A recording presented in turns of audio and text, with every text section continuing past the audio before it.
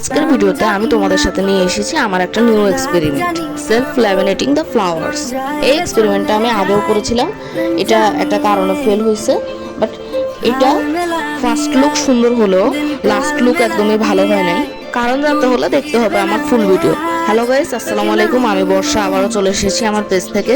আসলে আমি এই ফ্লাওয়ারগুলোকে ল্যামিনেটিং করে বুকমার্ক বানাতে চেয়েছিলাম, বাট এই এক্সপেরিমেন্টটাও ফেল হওয়ার কারণ হচ্ছে আমি এখানে তাজা ফুল ইউজ করেছি।